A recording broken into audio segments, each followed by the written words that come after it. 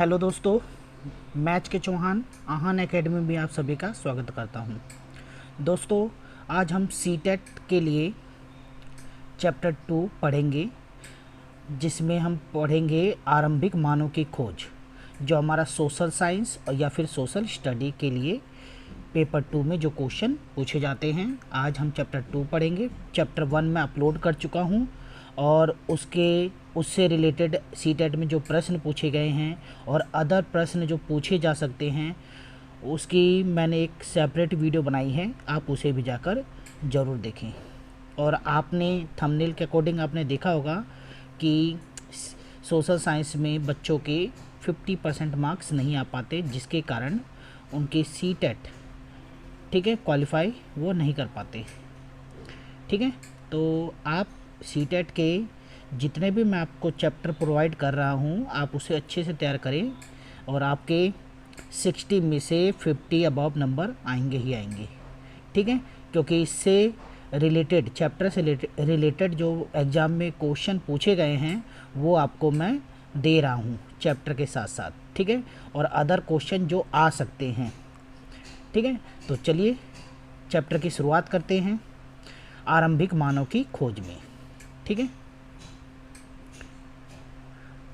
पहला है आखेटक या खाद्य संग्राहक। ठीक है, आखेटक खाद्य संग्राहक का जीवन। आरंभिक मानव आखेटक संग्राहक थे। कौन थे? आरंभिक मानव, शुरुआती समय के जो मानव थे। उनका मतलब है, इसका मतलब है कि वह भोजन के लिए शिकार करते थे तथा कंदमूल फल इकट्ठा करते थे। आरंभिक मानव किसी खानाबदोश की तरह रहा करते थे, यानी एक स्थान से दूसरे स्थान तक घूमा करते थे। ठीक है, खानाबदोश का मतलब होता है जो खाने की तलाश में या भोजन की तलाश में एक स्थान से दूसरे स्थान पर जाते हैं। ठीक है, चलिए आगे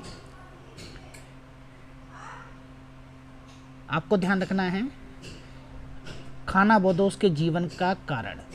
ठीक है, ये इसमें से ज़रूर आ सकता है।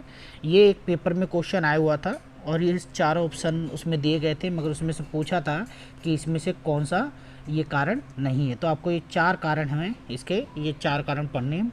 ठीक है, तो पहला कारण देखो, कुछ समय बीतने के बाद एक जगह पर भोजन के स्रोत समाप्त हो जाते थे, इसलिए लोगों को नई जगह खोजने के लिए आगे बढ़ना पड़ता था। ठीक है, जो खानाबदोश होते थे तो वो एक जगह से दूसरी जगह इसलिए जाया करते थे क्योंकि एक जगह पर रहने के कारण वहाँ के जो संसाधन हैं, खाने पीने के संसाधन हैं, वो समाप्त हो जाते थे। तो दूसरे संसाधन के लिए वो एक जगह से दूसरी जगह पर जाते थे। दूसरा, हम जानते हैं कि जानवर एक जगह से दूसरी जगह जाते रहते हैं, इसलिए शिकार के नज़रिए से लोगों के लिए एक जगह से दूसरी जगह जाना महत्वपूर्ण होता होगा। ठीक है, तो आप जानते हैं खानाबदोश वही थे, शिकार भी करते थे, क्योंकि भोजन की तलाश में वो शिकार भी करते थे। ठीक है, तो शिकार करने के लिए वो एक जगह से दूसरी जगह भी जाया करते थे। ठीक है, चलिए तीसरा और चौथा पढ़ते हैं। तीसरा, अधिकतर पौधे मौसम के हिसाब से फलते फूलते हैं, इसलिए कंदमूल, फल और बीज समुचित मात्रा में पाने के लिए लोगों को मौसम के हिसाब से एक जगह से दूसरी जगह जाने की ज़रूरत होती थी। ठीक है, क्योंकि अब मौसम के आधार पर ही फसलों का निर्माण होता है। ठीक है, तो जो कंदमूल वो फल इकट्ठा करते थे तो मौसम के आधार पर ही एक जगह से दूसरी जगह पर मिलते थे, जिसके कारण वो एक जगह से दूसरी जगह जाया करते थे। ठीक है, कुछ नदियाँ और तालाब गर्मियों में सूख जाते थे, इसलिए लोगों को पानी की तलाश में भी नई जगह पर जाना पड़ता था। ठीक है, तो तेज़ गर्मी के कारण भी जो नदियाँ होती थी वो सूख जाती थी और आसपास के जो तालाब थे सूख जाते थे। ठीक है, तो इस कारण भी लोग एक जगह से दूसरी जगह जाया करते थे। ठीक है, चलिए इसमें से ध्यान रखना, ये चारों ऑप्शन आपको ध्यान में रहने चाहिए, क्योंकि इससे रिलेटेड क्वेश्चन सीटेट में पूछे गए हैं। ठीक है, अब हम पढ़ते हैं पाषाण युग। ठीक है, क्या थे क्वेश्चन आपको लास्ट में देखने को मिलेंगे। ठीक है, आरंभिक मानव अपने औजार बनाने के लिए पत्थरों का इस्तेमाल करते थे। ठीक है, इसलिए इस युग को पाषाण युग कहते थे। पाषाण युग को 3 कालों में बांटा गया है। पूरा पाषाण, मध्य पाषाण और नवपाषाण। ठीक है, पाषाण का मतलब होता है पत्थर, युग का अर्थ है समय। ठीक है, जो पत्थरों का समय होता था। अब ये कैसे पत्थरों का समय, मतलब उस समय जो औजार इस्तेमाल किए थे, पूरा पाषाण में सबसे बड़े पत्थरों का इस्तेमाल करके औजार बनाया जाता था। मध्य पाषाण में उससे छोटे, नव पाषाण में सबसे छोटे, और नव पाषाण के जो औजार थे उस समय सबसे अच्छे माने जाते थे, क्योंकि ये छोटे हुआ करते थे और नुकीले हुआ करते थे। ठीक है, तो आपको ध्यान में रखना है। ठीक है, पाषाण का मतलब होता है पत्थर। ठीक है, तो वही कह रहा है आरंभिक मानव अपने औजार बनाने के लिए पत्थरों का इस्तेमाल करते थे, इसलिए इस युग को पाषाण युग, ठीक है, पत्थरों का युग, पाषाण युग को 3 कालों में बांटा गया है। चलिए पूरा पाषाण के बारे में हम पढ़ेंगे और इससे ही ज़्यादातर क्वेश्चन आते हैं। बस नवपाषाण, मध्य पाषाण से पत्थरों के बारे में जानकारी आती है। मैंने बताया था कि जो नवपाषाण युग था उसके पत्थरों को सबसे अच्छा माना जाता है, क्योंकि उससे जो औजार बनाए जाते थे वो बहुत ही नुकीले हुआ करते थे, छोटे होते थे, नुकीले होते थे। ठीक है, तो पूरा पाषाण से क्वेश्चन आते हैं, आपको ध्यान में रखना है। कह रहा पूरा पाषाण युग का समय 20 लाख वर्ष से, ठीक है, 12,000 वर्ष पूर्व तक माना गया है। इस युग के औजार बेढंग हुआ करते थे। बेढंग मतलब वो बड़े आकार के होते थे। ठीक है, तो उनका कोई ढंग आकृति अच्छी नहीं हुआ करती थी। ठीक है, आप देखिएगा अपनी एनसीईआरटी के बुक में। ठीक है, और पिक्चर होगी तो मैं आपको लगा देता हूँ। कह रहा मानव इतिहास में सबसे लंबा युग, ठीक है, पूरा पाषाण काल का ही है। ये क्वेश्चन पेपर में आया हुआ है। ठीक है, मानव इतिहास में सबसे जो लंबा युग है वो पूरा पाषाण का है। पूरा पाषाण में ही मानव इतिहास की 99% कहानियाँ घटित हुई है। ये भी पॉइंट आया हुआ है। ठीक है, आपको ध्यान में रखना है। ठीक है, नवपाषाण युग के औजार छोटे और सुढंग हुआ करते थे। मैंने कहा था ना आपको कि जो नवपाषाण के जो औजार थे वो छोटे, नुकीले और बहुत अच्छे होते थे। सुगढ़ मतलब अच्छे। ठीक है, आगे पत्थरों के अलावा औजार बनाने के लिए हड्डी और लकड़ियों का भी इस्तेमाल किया जाता था। ठीक है, ध्यान रखना, पत्थर को अगर छोड़ दी जाए तो हड्डी और लकड़ी से भी औजारों को बनाया जाता था। पत्थरों से बने औजारों की सबसे बड़ी खासियत यह थी कि इसमें से कुछ तो हम आज भी इस्तेमाल करते हैं, जैसे कि कई घरों में आपने मसाला पीसने के लिए सिलबट्टे का इस्तेमाल देखा होगा। ठीक है, सिलबट्टे का इस्तेमाल जो पत्थरों से जो औजार था, ये भी एक प्रकार का औजार ही है। ठीक है, चलिए आगे करते हैं। पत्थरों के औजारों के उपयोग। ठीक है, अब इसके उपयोग क्या क्या होते थे आपको वो देखना है। ठीक है, चलिए, मांस और हड्डियां काटने के लिए। ठीक है, जो औजारों का उपयोग किया जाता था मांस और हड्डियों को काटने के लिए किया जाता था। ठीक है, पेड़ की खाल और जानवर की चमड़ी उतारने के लिए। अगला, फल और जड़ काटने के लिए। ठीक है, और कुछ औजारों को हड्डी या लकड़ी से बने हैंडल से जोड़कर कुल्हाड़ी या हथौड़ी बनाई जाती थी। ये याद रखना है। ठीक है, चलिए अब अगला टॉपिक हमारा पर्यावरण में बदलाव। ठीक है, पूरा पाषाण युग का अधिकांश हिस्सा हिम युग या आइस एज, ठीक है, ये आपको याद रखना, हिम युग के दौरान बीता। उस जमाने में चारों तरफ बर्फ ही बर्फ थी और धरती पर घास का ना के बराबर, जो घास का पत्ता था वो ना के बराबर था। ग्लोबल वार्मिंग मतलब गर्मी के कारण लगभग 12,000 वर्ष पहले हिम युग का अंत हो गया। ठीक है, ये आया हुआ था। हिम युग का अंत कब हुआ? लगभग 12,000 वर्ष पहले। इसके साथ ही ज़मीन का एक बड़ा हिस्सा साफ़ हो गया। कैसे साफ़ हो गया? जो बर्फ़ का हिस्सा था वो पिघल गया। पिघलने के कारण क्या हो गया? बर्फ़ पानी में परिवर्तित हो गया, जिससे बर्फ़ का हिस्सा वो साफ़ हो गया। ठीक है, इसके साथ सही तापमान मिलने से हरित पादप मतलब पौधे तेज़ी से पनपने लगे। हरे हरे पौधों के पनपने से जानवरों, मनुष्यों के लिए भोजन की उपलब्धता बढ़ने लगी। ठीक है, क्योंकि हम ज़्यादातर हरे पौधों से रिलेटेड ही चीज़ों को खाते हैं। यह वही समय था जब आज के ज़माने में कई स्तनधारियों का विकास हुआ। ठीक है, स्तनधारी, इससे मांस की उपलब्धता भी बढ़ गई। ठीक है, आगे, हिम युग के बाद घास के परिवार के पौधे पूरी दुनिया में तेजी से पनपने लगे।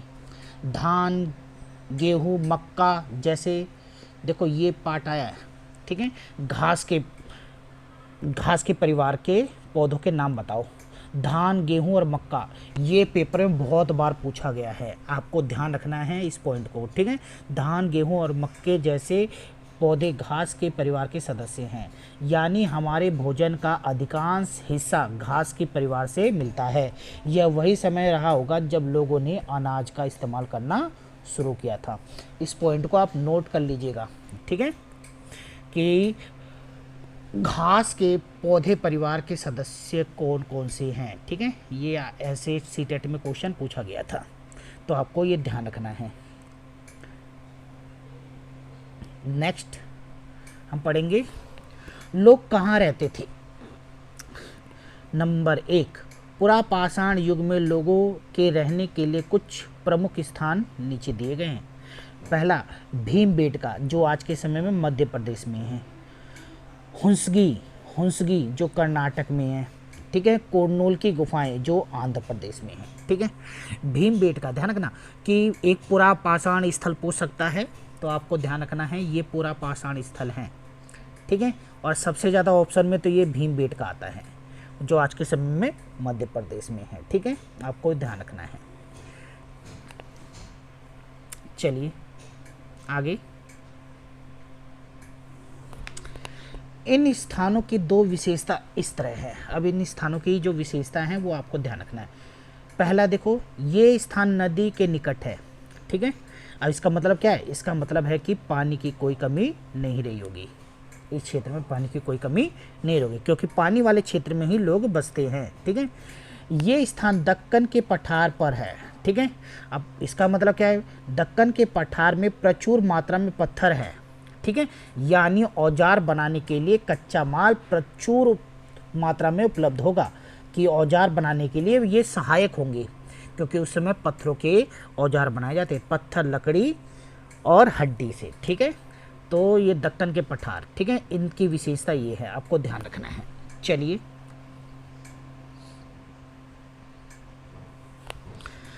जो जो पॉइंट आपको पॉइंट आउट कर रहा हूँ उसको आपको नोट कर लेना है। वैसे आप ये सारा नोट्स उतारिएगा, ठीक है, क्योंकि इससे रिलेटेड क्वेश्चन पेपर में आते हैं।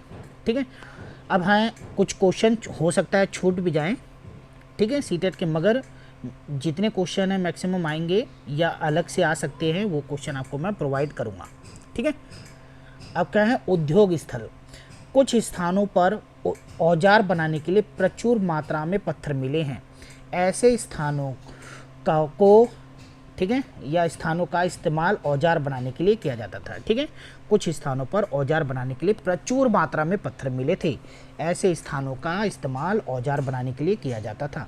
ऐसे स्थानों को उद्योग स्थल कहते हैं। ठीक है, ये आपको ध्यान रखना। कुछ स्थानों पर लोगों, अब देखो ये भी पार्ट है, कुछ उद्योग स्थलों पर लोग घर बनाकर भी रहते थे। ऐसे स्थानों को आवास उद्योग स्थल, ठीक है, पेपर में ये आवास भी आ सकता है। ठीक है, ये आया हुआ है। ठीक है, चलिए, जहाँ पर लोग घर बनाकर रहते थे, ठीक है, उसे आवास उद्योग स्थल कहते थे। ठीक है, आगे, उद्योग स्थल के प्रमाण, इसका पता कैसे चलता है? इतिहासकारों को उद्योग स्थलों के कई प्रमाण मिले हैं। कुछ स्थानों पर बड़े बड़े पत्थर और कुछ आधे बने हुए औजार मिले हैं। इनसे पता चलता है कि वहाँ पर लोग उद्योग स्थल, वो लोगों के लिए उद्योग स्थल रहे होंगे। ठीक है, चलिए आगे बात करते हैं पत्थरों के औजारों का निर्माण। पत्थरों के औजारों का निर्माण, पत्थर के औजारों को कैसे बनाया जाता होगा, इसके बारे में इतिहासकारों ने कुछ अनुमान लगाए हैं। पाषाण औजारों को बनाने की दो विधियां हो सकती हैं, जो कि नीचे दी गई हैं। ठीक है, पहला है पत्थर से पत्थर टकराना। ठीक है, पहली विधि क्या है? पत्थर से पत्थर टकराना। कई तरीके से औजार बनाने के लिए एक हाथ में एक पत्थर को लेकर उस पर किसी दूसरे पत्थर से वार किया जाता था। ऐसा तब किया जाता था जब तक सही आकार का ना बन जाए या वो सही आकार में ना मिल जाए। ठीक है। दूसरा है, ये पेपर में आया है, दाब और सल्क तकनीक। दूसरा तो पूछा गया है। इस विधि में क्रोड, जिस पत्थर से औजार बनाना हो, ठीक है, को किसी सख्त सतह पर रख दिया जाता था, फिर इसे किसी बड़े पत्थर से पीट कर सही आकार दिया जाता था, जिसको दाब या सल्क तकनीक भी कहा जाता है। ठीक है। अब देखो सीटेट में कौन कौन से प्रश्न पूछे गए हैं। ठीक है, मैंने ईयर भी मेंशन किया है। हो सकता है कुछ क्वेश्चन में ईयर मेंशन ना हो, मगर आपको इन प्रश्नों के उत्तर देने हैं। ठीक है, कमेंट बॉक्स में आप इन प्रश्नों के उत्तर जरूर दीजिएगा। तो हमारा पहला प्रश्न है, निम्न में से कौन सा पुरापाषाण स्थल है। ठीक है, पुरापाषाण स्थल हमने 3 पढ़ा था। ठीक है, उसमें से आप देखोगे ऑप्शन दे रखा है भीमबेटका, बुर्जहोम, इनाम गांव, हल्लूर। ठीक है, तो हमारा आंसर क्या है, भीमबेटका। ये हमारा करेक्ट आंसर है। ठीक है, ये पुरापाषाण स्थल है। चलिए, ऑप्शन ए हमारा करेक्ट आंसर है। Question number 2। ठीक है, मध्य प्रदेश में स्थित भीमबेटका एक डैश पूरा स्थल है। ठीक है, कौन सा है भीमबेटका? क्या है, पुरापाषाण, नवपाषाण, महापाषाण, और चौथा ऑप्शन है हमारा सूक्ष्म पाषाण। तो हमारा करेक्ट उत्तर है पुरापाषाणिक। ठीक है, पुरापाषाणिक स्थल है। मध्य प्रदेश में स्थित भीमबेटका एक पुरापाषाणिक पुरा स्थल है। ठीक है, 2013 में क्वेश्चन पूछा गया था।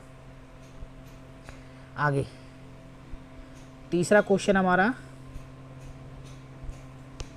मानव इतिहास में कौन सा ये काल है। ठीक है, कल लिखा है, काल या युग सबसे लंबा है। ये मैंने आपको ऊपर भी बताया था। ठीक है, पुरापाषाण युग, ध्यान रखना, पुरापाषाण युग ही मानव इतिहास में सबसे लंबा युग है। महापाषाण, मध्यपाषाण, नवपाषाण ये क्या है, पुरापाषाण से छोटा है। ये लगभग 20 लाख से 12,000 वर्ष पूर्व के बीच में है पुरापाषाण। ठीक है, चलिए क्वेश्चन नंबर 4। क्वेश्चन नंबर 4 देखते हैं। कह रहा है मानव इतिहास में निम्न में से कौन सी अवधि सबसे लंबी है। देखो वही सेम क्वेश्चन, इसमें ऑप्शन कौन सा आया था 2018 में, पुरापाषाण चौथा ऑप्शन, ये याद रखना है। ठीक है, सबसे लंबी अवधि, ठीक है, पुरापाषाण की ही है। क्वेश्चन नंबर 5, निम्न में से कौन सा आखेटक खाद्य संग्राहक के एक स्थान से दूसरे स्थान की ओर घूमते रहने का कारण नहीं है या नहीं था। देखो मैंने एक क्वेश्चन बताया था कि इसमें से क्वेश्चन आता है भी आ सकता है, नहीं था। आपको ध्यान रखना है कि अब इसमें कौन सा, एक स्थान पर रहने से संसाधन में कमी हो जाती थी, बिल्कुल ये तो है, वो ऑप्शन में था। उन जानवरों का पीछा करना जिसे भी शिकार करते थे।